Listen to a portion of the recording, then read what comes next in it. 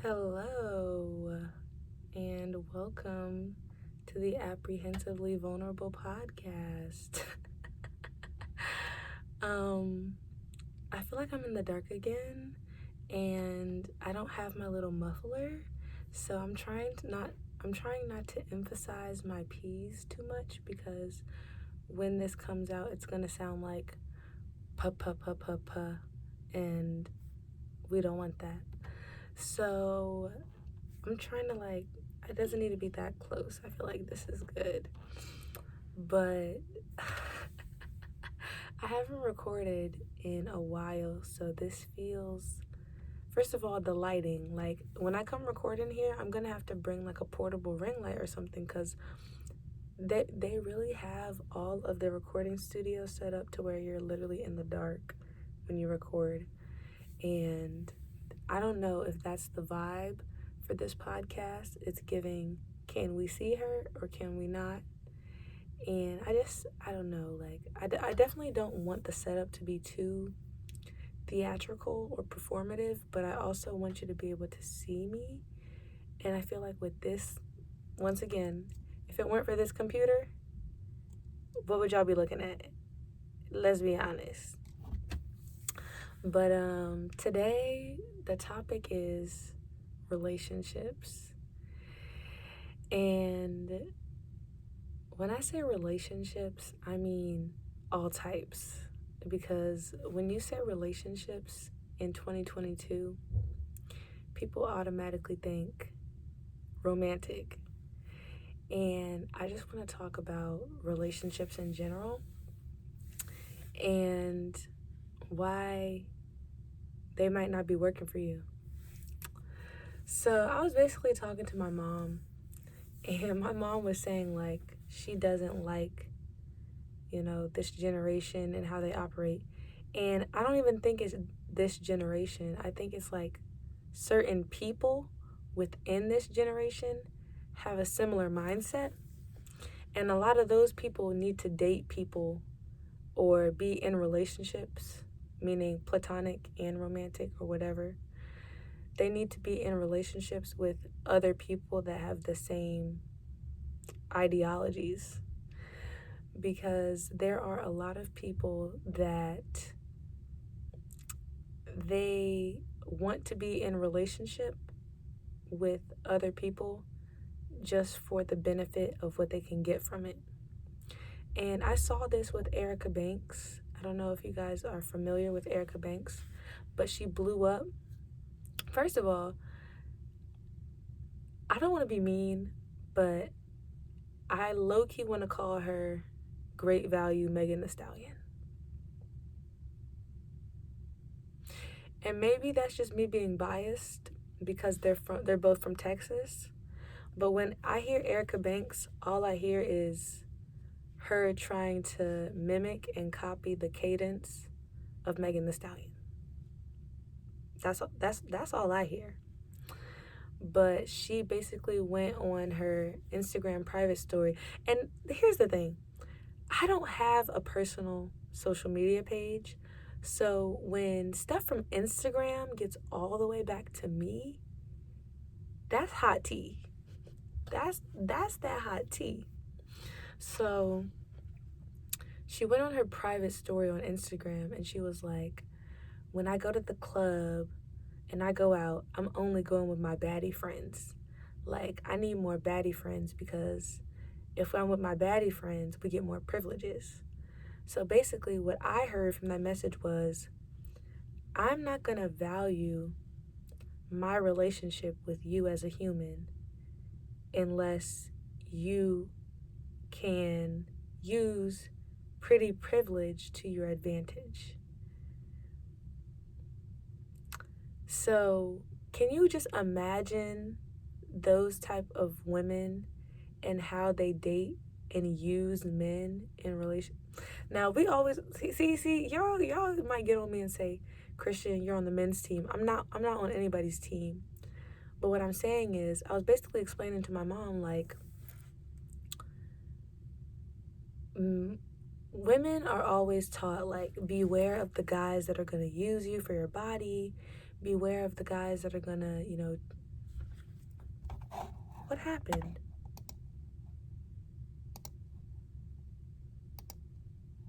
I don't know what happened, but it just stopped recording. So let's look at the library. I don't see any. I'm gonna get mad. Because the microphone wasn't plugged up. What happened? What happened? I might just have to use the audio from my phone. I'm gonna just hit record again and see what happens, because I don't know what happened. But Pro Tools, record. Okay, hopefully we're back. But they always tell women, like, oh, be careful about these men that are going to try to use you for your bodies, or they're going to try to, like, do this and do that. But they never tell men, like, be careful of the women that are going to use you for your money. Be careful for the women that are going to try to use you to make a baby with you and then hold you hostage, because now you have to give them money for the rest of their life because you have a child with them. Like, people can just be very up to no good. I was going to say manipulative, but everybody doesn't agree. If you don't know, like, the meaning of the word, it's always the people that are up to no good that want to get mad when you use the term for what they're actually doing. And I've been around a lot of manipulative people in my life because they're doing things that any normal human would do, but they're doing it with the expectation of something in return. And that's those are the sneakiest ones. The ones that are doing regular human behavior, but they're doing it because they know that there's going to be something waiting for them on the other side. There's going to be that pot of gold at the end of the rainbow, but you can't even see the rainbow because you have on those rose-colored glasses. Yeah. So I just want to talk about relationships because there seems to be this idea that, like, if you're not cute enough to be in my friend group, if you're not an Instagram baddie, and the thing is, the Instagram baddies be plastic. That just came out. I'm not trying to shame anybody that has had plastic surgery, but for the girls with the natural bodies that don't have body, yaddy, yaddy, yaddy, yaddy, yaddy, yaddy, yaddy, body, crazy, curvy, wavy, big, little waist, it's like, because I don't have a BBL and because I don't have a surgically enhanced chest, I'm not a baddie. And then you can only be a baddie if you were born with all those curves. And let me not say born with curves, but, like, if you were born with a booty, then you're a baddie automatically, I guess. But then that face card, this is not healthy, because I feel like I'm low-key bashing people that have surgery, but I really want to do a survey on who's actually getting surgery for self-love purposes. Because I need y'all to get hooked up to a lie detector.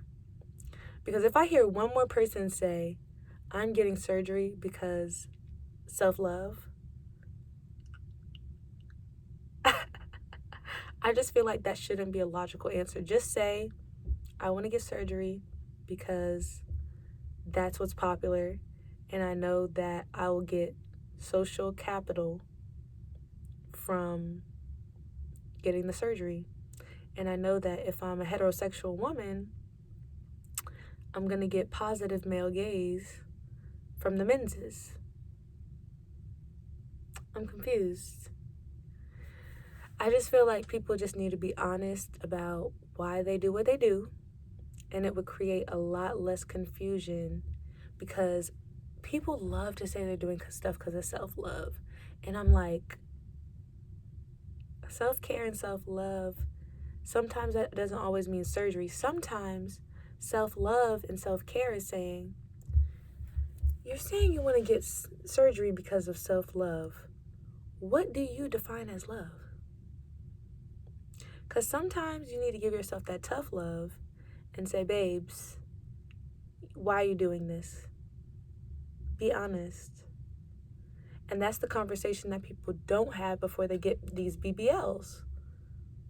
And what they don't realize is that if the doctor messes you up, you're done for.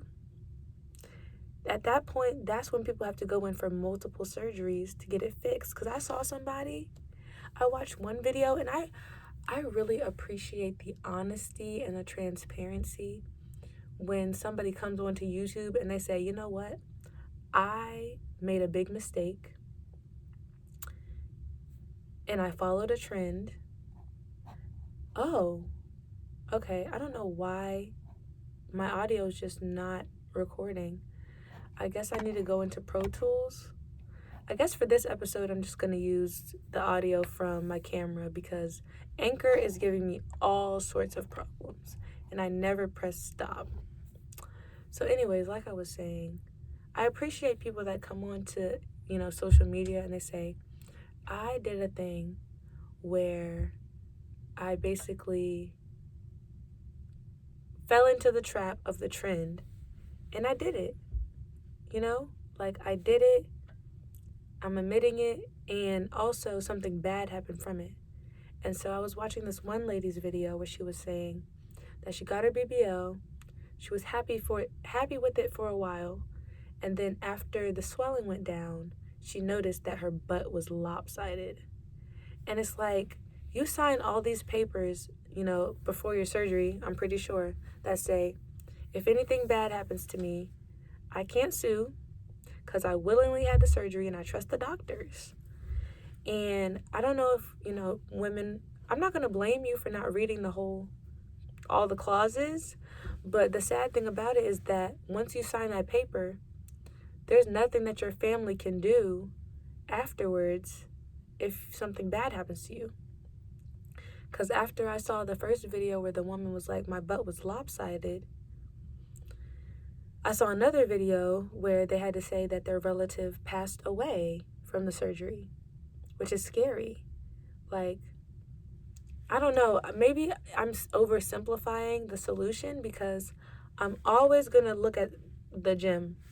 I'm in a whole gym outfit, and the gym is so good for you. It's good for that dopamine and that serotonin. It's good for your body. It's good for your heart. It's like, there's nothing bad about the gym unless you're abusing the gym. And those are rare cases. But if you're doing what you need to do and you're working towards actual self-care, I don't see how surgery, which is the quick fix, which is the microwave fix, would be a better solution over hard work in the gym for lasting results. Because what gets me is that these surgeons turn around and say, to keep up your surgery, go to the gym. The maintenance for your surgery is to work out. So I don't get it when people are saying, oh, you need to work out to keep up your BBL. And it's like, dude, how about you just work out in the first place? Because I don't know, I'm just a person I have strong will. And my mom has been telling me that all weekend long. Christian, you just have a routine. You're a routine person. You have strong will. And I'm like, because I've always had strong will, I don't really acknowledge when I'm using it because it's just normal for me.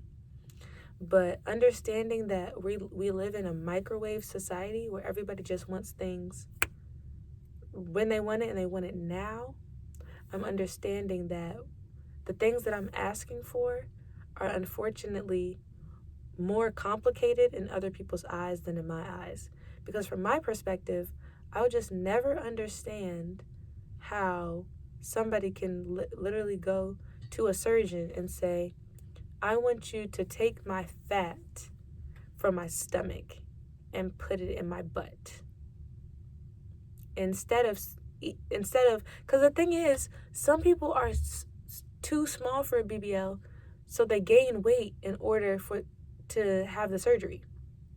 And that's confusing for me, because I'm like, you gain weight to transfer the fat, but how about you just gain weight and target the muscle areas so you can get the fat and the muscle in your butt? And just butts are just, I don't know, but like butts in general, they're nice to look at, but if it's funky, what is it giving? Like, do you wash? I'm sorry, it's the bluntness. Like, I'm trying to be funny, but it's the bluntness, because I'm so serious. Because some people, like, I used to be one of those people that was using tissue after number 2. Who told us we were getting our butts wiped and we had diapers on? And every time we pooped, our moms or our caregivers or our guardians would wipe our butts with a baby wipe. Why did we become adults and say, no more wipes, tissue will do? Why? I'm trying to figure out the solution. Why and who? Who is in charge? Because they need a slap on the wrist. Who is in charge of saying, you guys are adults now, you don't need to use baby wipes when you go number 2? I fell into the trap. And once I started using wipes again, you can't go back. Because I feel so... If I don't have access to my wipes, I feel disgusting. So all I'm saying is, let's work on self-care. Let's work on hygiene. And let's work on truly loving ourselves. And try to love yourself fully. And that doesn't mean like, oh, I pull my phone out and I go on Instagram and I look like a baddie and I get likes. So that means that I love myself because other people are liking the pretty privilege in me. So I love myself. I'm not saying that. I'm saying fully love yourself and how you look first. And then go to the surgeon. Because if you don't fix what's going on internally, that surgery is going to make things worse. And that's the thing. I also want to do a survey and hook them up to a lie detector test to see how many people say, oh, I'm just getting my BBL. And then they keep going back for surgery. And they keep going back. And they keep going back. And they keep going back. I want to know. How many people say I'm just going to get a BBL and then end up getting so more surgeries after the first one? Because I know one person, and I'm not going to say their name because I'm not going to put them on Front Street.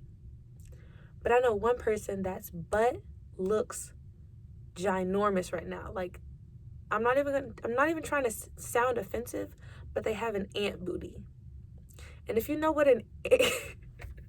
she has a wagon. She has a wagon. And she's talking about going in for round 2. And the reason why she's talking about going in for round 2 is because the projection. You don't realize that they're injecting fat. And when they inject fat into your butt, it's going to sit up at first. But then gravity is going to pull it down. So you go from ant booty sitting on top of the anthill to droopy ant booty. And this podcast episode is not to bash. And I don't know why I'm talking to the microphone, because I'm not even going to use this audio because it's not working. But I'm not trying to bash. I'm just trying to hold people accountable. If you say that you are trying to practice self-love and that's why you're getting surgery, I feel like there should be like a waiting period. Before you get surgery, you need to wait 5 years before you get approved. Because I bet that a whole bunch of people would not be getting surgery if they had to wait 5 years in order to get the surgery. Because people are trying to follow trends and they're not loving themselves fully, so they go get the surgery and it's a band-aid for a bigger issue. Okay, I feel like I'm done talking about BBLs. I have one more topic that I'd like to discuss before I go, and that is parasocial relationships, okay? So I found out what a parasocial relationship is from a podcast that I listened to, and I think her name is Maggie, something like that.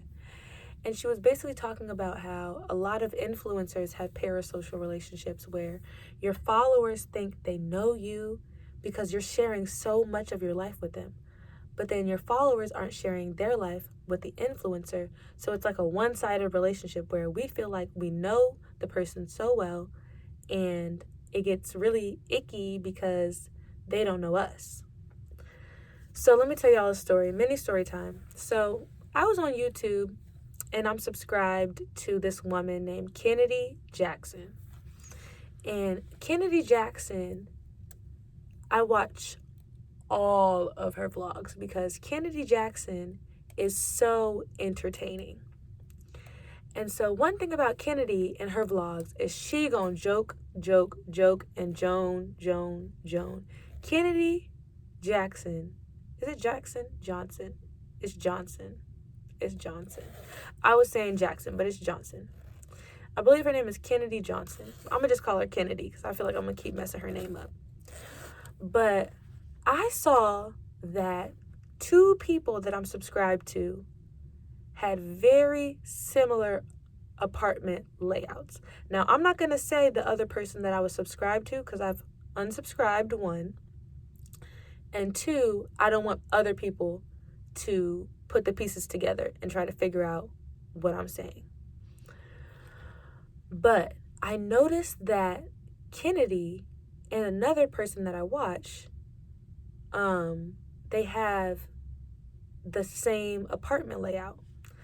So knowing that Kennedy is a joking queen and she loves to joke, I commented on one of her videos, hey Kennedy, I saw that you and another person that I'm subscribed to live in the same place. Isn't that so funny? I said something like that, something to the effect of, isn't it funny how you and another person I'm subscribed to live at the same place? Now, me being a person that doesn't have any ill intent towards Kennedy, just wanting to let her know that, first of all, I don't know where she lives. All I know is, I know that one person lives in the state, and I know that Kennedy lives in the state. And I also know that you probably live in the same area of the state.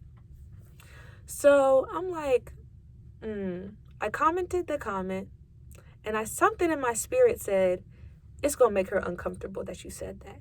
And her not knowing me, I could definitely see how a stranger saying, oh, I know that you and such live in the same apartment complex, I could see how that would be creepy. But I don't even know what area of the state she lives in. So I had a feeling that in her next vlog, she was going to say something about her being uncomfortable about my comment. So sure enough, I watched her next vlog and she's like, somebody, basically said that they know where I live. And how would you be comfortable saying that you know where a person lives? That's very uncomfortable for me, and da-da-da-da. Then, okay, so let me talk about how I felt about it. I felt so guilty because I never want anybody to feel like I made them uncomfortable with something. And especially when it comes to their living quarters, all I was trying to say was, I am very observant. And a regular person probably wouldn't have noticed, oh, they have the same cabinets, they have a very similar countertop, and the layout of the apartment itself is very similar. But I'm very observant and I see everything. And so I commented that because two of my favorite YouTubers were living in the same apartment complex, and I wanted to see if I could be the middle connector to make them come together and maybe do a collab. That's what I'm thinking in my mind. But when other people can't hear your internal dialogue, that's when it gets scary, because she doesn't know I'm saying it so that they could possibly meet up because they live in the same place. And so I felt so guilty, and I just felt so bad about it.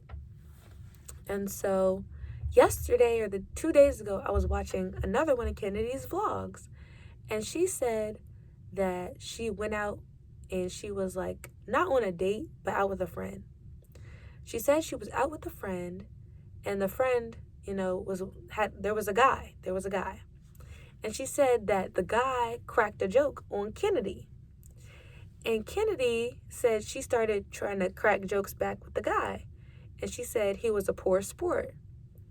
And so in this instance, I felt like, when I tried to make a joke about your living quarters and how you lived in the same apartment complex as another creator, you got offended and were acting like I put your entire security at risk because I noticed two similarities in your apartment style, which I'm not going to blame a creator for my comment making them feel unsafe, but it's like, that's the price you pay when you put your life on the internet. And that's why I'm ultra careful about the angles of my living quarters that I show. Because if you show the wrong angle, people will put two and two together and know your street. And so when I film, I'm ultra aware of what I show, because all it takes is one wrong move and people will be putting your apartment into Google Maps trying to figure out where you live if they're not mentally, healthy and stable to the point where they know there should be boundaries with the creators that I follow. I shouldn't know where they live, and if I do find out where they live, I should keep that information private. So Kennedy in her vlog was like, yeah, I was cracking jokes on the man, and he got super offended, and I was like, oh, you're not a poor sport? In my family, you always had to be a good sport when it came to jokes because we're going to crack jokes. And I'm like, that's interesting that you say that, because when I tried to joke with you, you personalized it and you took it as a personal attack on your safety. But you have to realize that as a content creator, you are putting your life out there for the public. And I feel like sometimes as a content creator, you can start to extort your life for money. And that's when the problem starts, because you are using your life to make a profit. So there has to be very strict boundaries around where you record, what you're recording, and who you're recording with. Because the one wrong move and your safety is in jeopardy. And that's why I've had several vlogs that have never made it public on YouTube. They're either private or unlisted because I have to think about my safety. So everybody that wants to be a content creator, keep this in mind. Your safety is the ultimate priority. If you feel like something that you're showing could put you in danger, something that you're saying could put you in danger, don't do it. And if you're a new content creator on the rise, also know your safety is the biggest priority. So all I want to say is self-care and self-love fully. In every decision that you make, self-care and self-love fully. And that is episode 6 of Apprehensively Vulnerable. I know we had some issues with the computer and everything like that. So we're just going to turn it off. And I'm going to log out because that was a fail. And I'm going to have to reserve a different studio and also bring a ring light because I'm talking to you guys in the dark. And it feels like creepy bedtime stories. So I hope you enjoyed this episode. This was episode 6. You can follow Crafted Complexions on Instagram for more self-care tips, and also visit craftedcomplexions.com for self-care resources and for the luxury hair serum. I'll see you guys for episode 7.